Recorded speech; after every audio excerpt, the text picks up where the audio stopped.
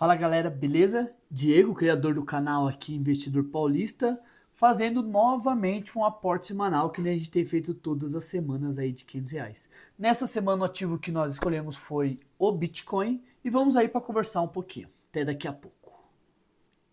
Bom, vamos lá?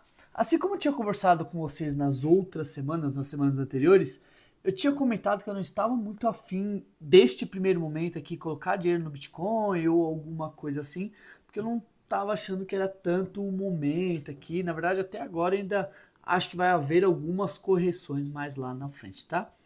Mas como estamos aqui num canal que ele é educativo e a minha intenção é ir passando um pouco da visão dos ativos que nós temos no mercado para vocês, eu resolvi, mesmo achando que eu deveria esperar um pouco, resolvi investir em Bitcoin aqui com vocês, de uma forma bem simplificada aqui. Eu vou até explicar as formas que nós podemos investir no Bitcoin, mas eu vou demonstrar aqui como que nós investimos, como que eu investi na carteira nessa semana dentro do Bitcoin. Então, beleza. Antes de mais nada, vamos iniciar aqui. Para quem não entendeu, vamos desmistificar um pouquinho o que é o Bitcoin, tá? O Bitcoin, ele foi, como que eu posso dizer assim, ele foi lançado com uma white paper ali, aliás, saiu uma white paper ali na internet, explicando como funcionaria o Bitcoin, o porquê do Bitcoin, o quão importante era o Bitcoin.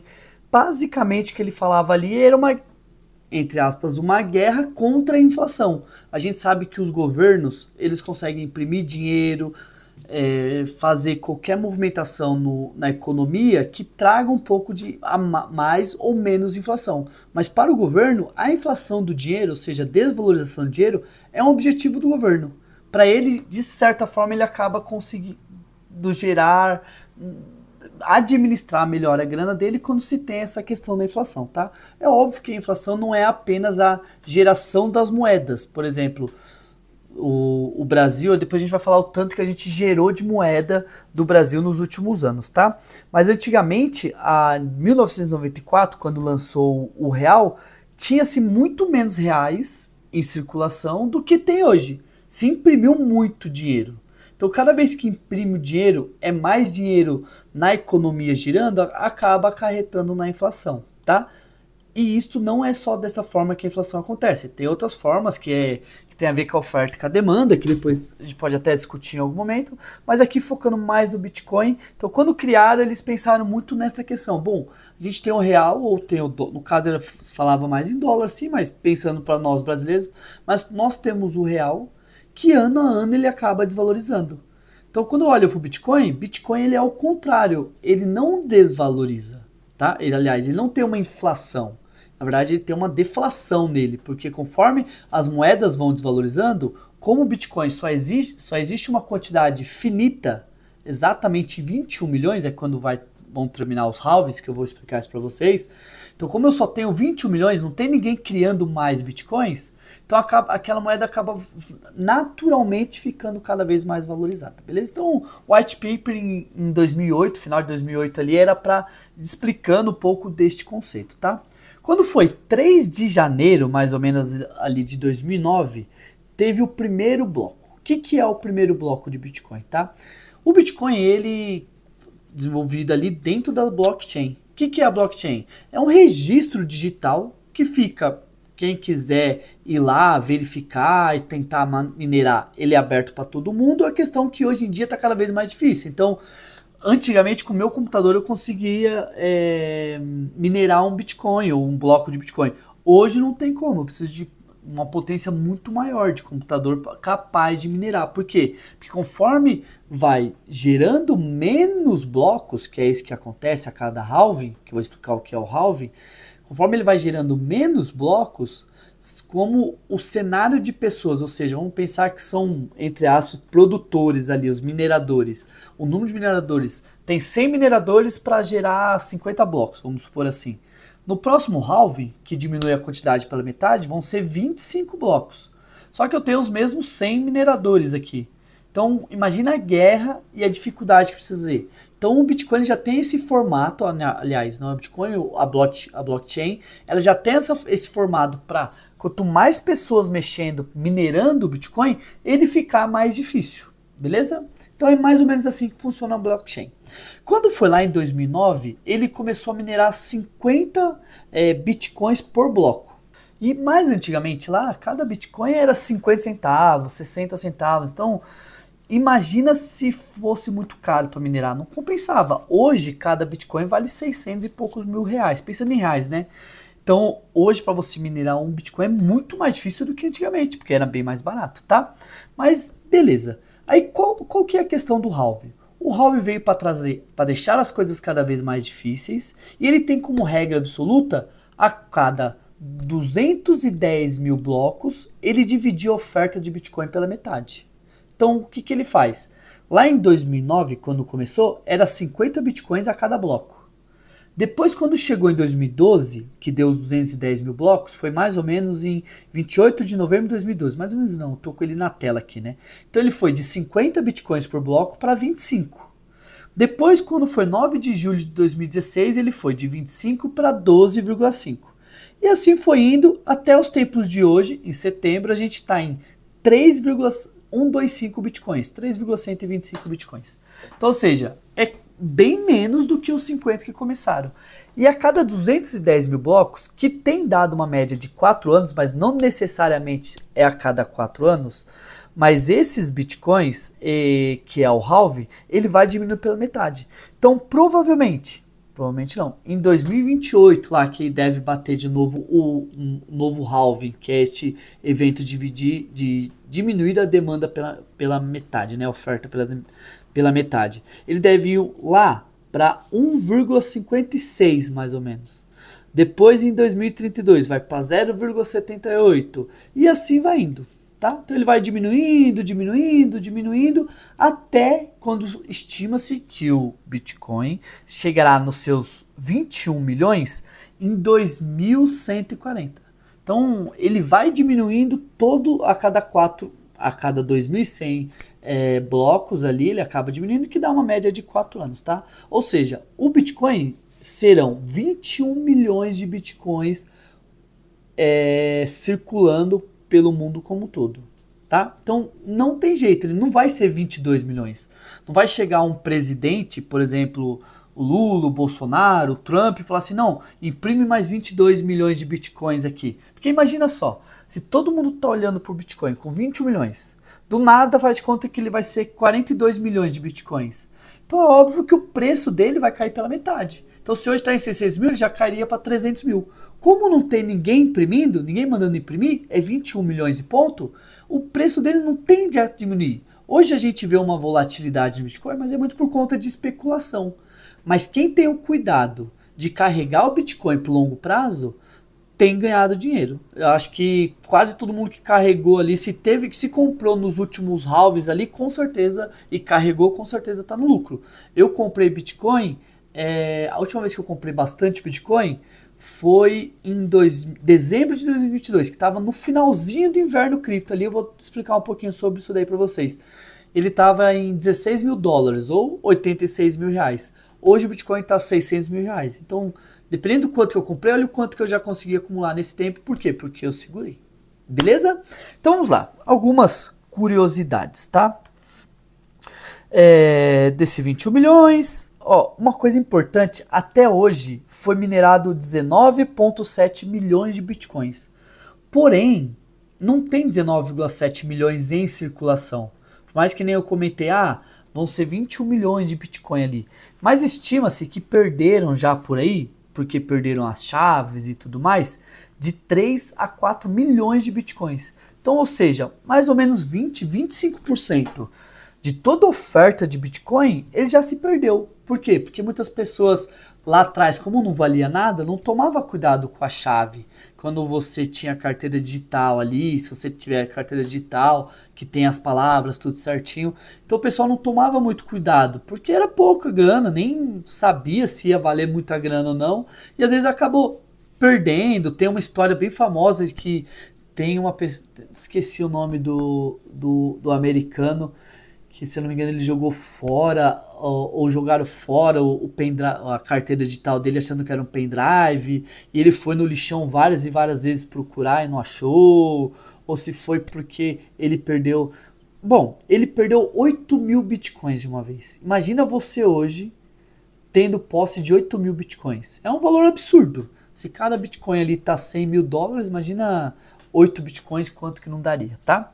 Então, por conta disso, o bitcoin é um bom investimento a longo prazo. Porém, como a volatilidade dele é muito grande, porque existem algumas baleias, então, as grandes mineradoras, que acabam minerando muito Bitcoin, eles têm posse de uma grana absurda. Então o que eles acabam fazendo? Acabam especulando dentro do mercado. Então, do nada eles começam a comprar um pouco, aí o Bitcoin começa a subir, eles vão vendendo tudo de uma vez, aí o Bitcoin cai, fica essa loucura. Então vão acontecendo especulações dentro do mercado. Nós que somos investidores a longo prazo, precisamos ficar atento a estas questões. Para quê? Para cada vez que cai muita coisa a gente compra, tá? Agora pensando no halving, por que eu não queria investir no Bitcoin agora, tá?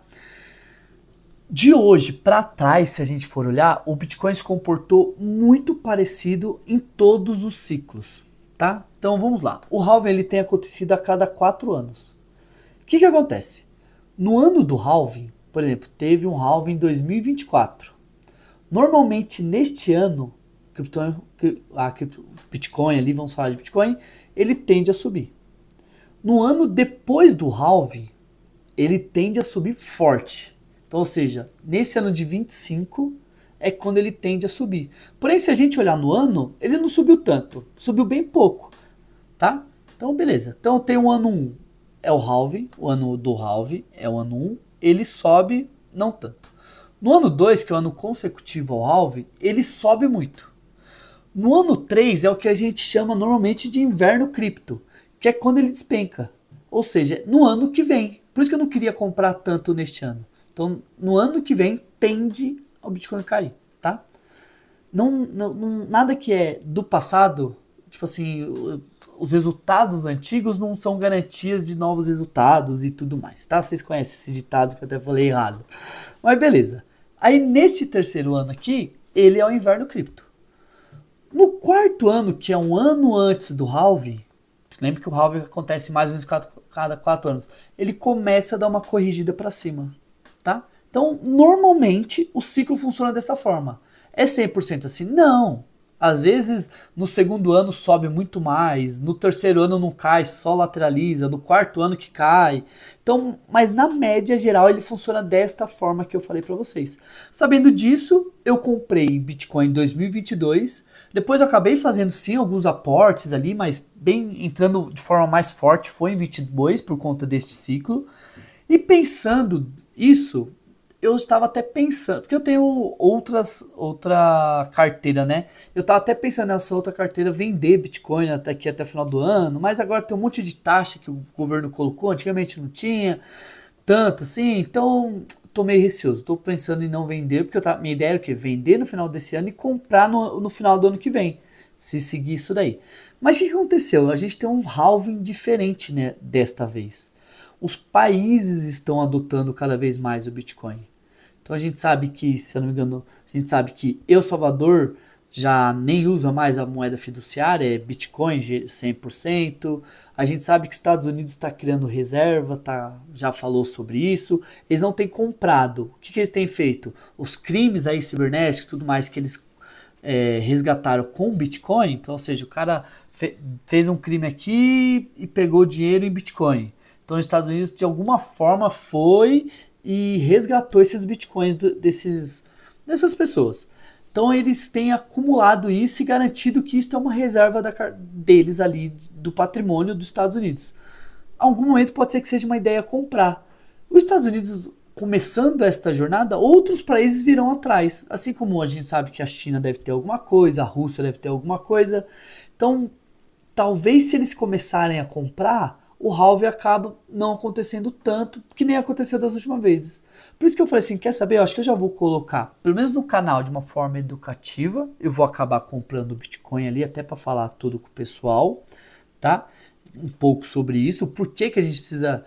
Precisa não, porque é importante, se eu acredito colocar em Bitcoin, vou colocar desta forma, tá?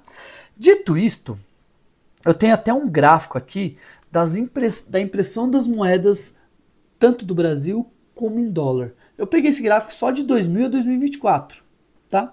Mas antigamente, a subida desse gráfico ele era muito menor, então ele era mais lateralizado, subiu um pouquinho. Mas a gente consegue perceber que até 2015 aqui, beleza, ele já subia bastante, mas nem tanto. Depois de 2015 a gente deu uma disparada absurda, absurda. Depois da pandemia, então, tá maluco.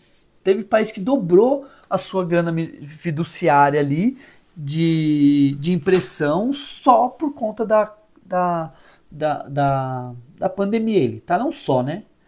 Por conta dela, precisou ali resgatar dinheiro, precisou imprimir dinheiro, precisou ajudar com benefícios, normal, mas foi impresso muito dinheiro. Com isso, é óbvio que as moedas fiduciárias iriam cair, tá? Beleza? Então, olhando isso, é muito importante a gente perceber que é necessário a gente focar no Bitcoin ali, tá? Qual que é a porcentagem que a gente vai colocar de Bitcoin na carteira? Eu, Diego, que já invisto há anos, querendo ou não, já são mais de 5 anos investindo todos os meses, Diego, eu tenho, podemos dizer, porque a gente pensa muito no risco, né? E risco, na verdade, o que é risco? Risco é quando você não tem total conhecimento sobre aquilo ali. Então, aquilo é um risco para mim. Se eu não tenho total conhecimento do Bitcoin, para mim é um risco.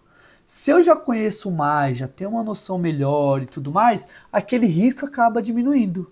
Então, para algumas pessoas, vou colocar dinheiro em Bitcoin, vou investir em Bitcoin. Coloca 1, 2% da sua carteira, 3%, vai percebendo como que é o ativo, tá? Eu, Diego, hoje eu invisto ali mais ou menos 20% da minha carteira em Bitcoin, tá? Então, o que a gente vai fazer aqui? Na nossa carteira, lembra que a gente tem aquele café? Café é o C de criptomoeda, o A de ações, o F de FII e o E de investimento no exterior, que são as ações lá nos Estados Unidos e tudo mais, real estate e tudo mais. Então, no C de criptomoeda, a gente quer colocar 20%. Nessa semana, eu comprei... Quanto que eu comprei de Bitcoin? Acabei comprando aqui R$520 de Bitcoin. Agora vamos lá. Decidimos investir de Bitcoin. Então, hoje eu vou falar de uma forma, depois a gente vai falar de outras formas, tá? A forma mais simples que a gente consegue investir, eu não estou comprando Bitcoin de fato, tá? Mas eu estou investindo ali no fundo de Bitcoin.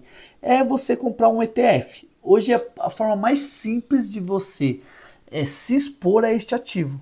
Então você vai lá na B3, dentro da sua corretora, você digita ali o ticker que corresponde qual você está afim, que está atrelado ao Bitcoin e você acaba comprando, tá? A gente tem diversos tickers, tá? Então, qual que eu comprei? Eu comprei o Hash 11. Deixa eu dar uma olhada aqui, que eu dei uma pesquisada mais ou menos o que nós temos no Hash 11. Porque a gente não tem apenas o Hash 11. O Hash 11 é um dos mais conhecidos, sim. Os 3 principais aqui, tá? Eu dei uma filtrada. A gente tem o Hash 11, o BITH11 e o BIT, final de 11, tá? O Hash tem uma liquidez de mais ou menos ali, diária, tá? De 32 milhões. O BIT com H no final, BITH, tem uma liquidez de 12 milhões. E o BIT com I, BITI, tem uma liquidez mais ou menos de 1 milhão. Então, pensando na liquidez, eu fui no Hash 11, tá? Mas não foi esse apenas o motivo. Porque eu fui no Bitcoin. Deixa eu achar aqui que eu tinha pesquisado pra gente. Deixa eu dar uma olhada. Show, achei aqui. Por que eu investi no Hash 11? Eu poderia ter investido nos outros. Nos outros tem uma questão que às vezes eles investem 100% do Bitcoin. Então pega toda a grana do fundo, 100% de Bitcoin, 90 e poucos por cento do Bitcoin e tudo mais. Eu fui no Hash 11 porque o Hash 11 ele é um pouquinho mais diversificado. E às vezes pode ser que alguma outra moeda pequena estoure de preço e isso ajuda a impulsionar o Bitcoin, tá? Aliás, o ETF, tá? Então o Hash 11 ele tem 71% aproximadamente em Bitcoin, 15% aproximadamente em Ethereum. E olha, Ethereum não subiu tanto. No último ano ela deu uma subida legal, mas pensando no último halving lá em 2020, antes de 2024 teve agora, o Bitcoin subiu muito mais que o Ethereum. Suspeita-se que em algum momento o Ethereum pode corrigir isso. Ou não. Se ele corrigir isso, então a gente vai ganhar muito do que se a gente tivesse investido apenas no ETF que tem apenas Bitcoin, tá? Mas a gente tem também XRP, Solana, que subiu bastante, Cardano. Então a gente tem algumas outras moedas ali menores que também estão dentro deste fundo, foi por isso que eu escolhi ele, tá? Pensando nisso, qual que é a parte ruim do Hash 11, ao meu ver? Eu acho a taxa dele um pouquinho alta. Então, ou seja, eles cobram 0,30% ao ano por investir no Hash 11. Porém, o Hash 11, ele investe no exterior, no fundo da BlackRock, lá nos Estados Unidos. Então, ele coloca todo esse dinheiro dentro daquele fundo lá, tá? Só que aquele fundo cobra 1% ao ano. Então, é muita coisa lá, entendeu? Então, por conta disso, acaba sendo uma taxa geral ali de 1,3%. Então, isso pode ser ou não um pouco preocupante ali, tá? Para mim, isso tranquilo, tá? E foi por isso que eu investi no Bitcoin, tá? Para mim, no Hash 11. Para mim, tranquilo essa taxa, tá? Qual que seria outra forma de eu investir no Bitcoin sem ter tanto problema com taxa? É você abrir uma conta numa exchange. A gente tem a Binance ali, que é do exterior, bem conhecida, só que tem alguns problemas de taxas, aí precisa ver os impostos, que hoje o Brasil está comendo um monte de imposto. Tem, acho que o mercado Bitcoin, que é brasileiro, que o imposto é menor. Então precisa olhar qual é a melhor exchange para vocês, ou corretora de criptomoedas. Dito isto, faz o cadastro lá nela, compra o Bitcoin, você vai ter o Bitcoin. Na Binance, eu não sei como que é no mercado Bitcoin, porque eu não tenho mercado Bitcoin, mas na Binance você pode comprar os ativos, só que se você não passar para sua carteira digital, sua wallet, aquele dinheiro ele vai ficar, querendo ou não, você não vai ter a criptomoeda de fato. Se a Binance vier a falir, você perdeu. Só que se você pegar as criptomoedas que você comprou e colocar na sua carteira, esse dinheiro é seu, beleza? Dito isto, quanto que a gente comprou hoje, tá? A gente comprou 6 ETFs do Hash 11, ao valor médio de R$ 86,37, ou seja, aqueles R$500 deram R$ 518,22. Beleza? É isso. Lembrando que aqui não é uma dica de investimento, não é uma sugestão de investimento nem nada, é apenas uma forma da gente educar ou incentivar vocês a investirem, tá? Como que ficou minha carteira ao final de tudo isso daqui, tá? Em ações, a gente tem 50%, lembrando que nossa meta é 30%. Em cripto agora, a gente chegou com 10%, então, ou seja, a nossa meta é 20%. Em FII, a gente está com 17,8%, sendo a meta 20%, aqui está bem arredondado.